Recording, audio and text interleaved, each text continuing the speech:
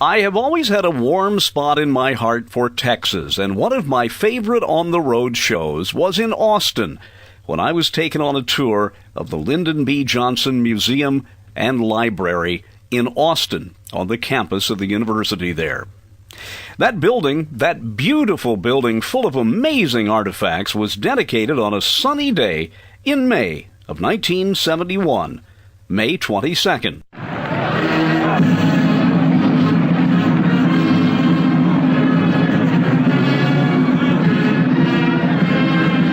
The master of ceremonies at the event was Frank Erwin, Jr., a former chairman of the University of Texas Board of Regents. On behalf of the Board of Regents, the administration, the faculty, and the students of the University of Texas, I am pleased to welcome you most cordially to this significant and historic event. The addition of this great library and School of Public Affairs to the campus of the University of Texas at Austin will enrich the educational and cultural opportunities for the entire nation. A longtime supporter of the university, Harry Ranson, the Chancellor Emeritus at the time, also spoke. Today, the dedication of this presidential library assures a long-range interpretation of an important history of the United States. Today, the Lyndon Baines Johnson School of Public Affairs gathers strength for looking toward tomorrow and toward the 21st century. The focus, of course, that day in 1971 was former President Lyndon Johnson.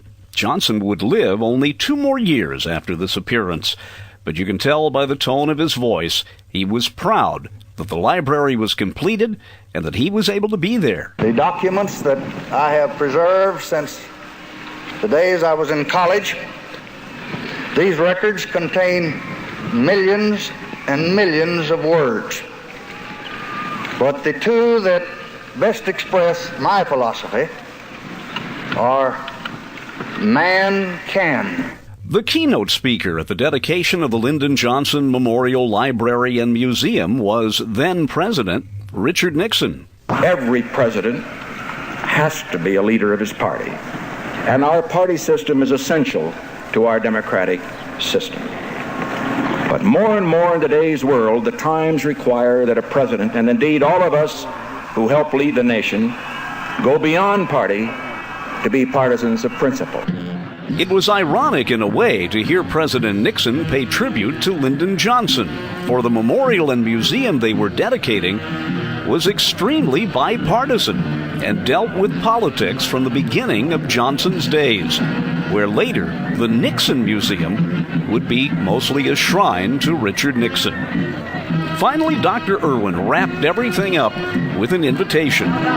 Ladies and gentlemen, a barbecue luncheon and refreshments will now be served in front of you and to your left on the grounds, and the library will be open for your inspection in about 20 minutes. That concludes our program here.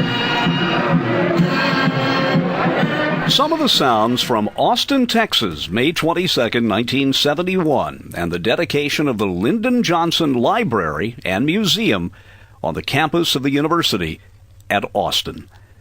I'm Dennis Daly. My special thanks to Larry Webb, former UPI Radio Network anchor and archivist, for providing these audio cuts.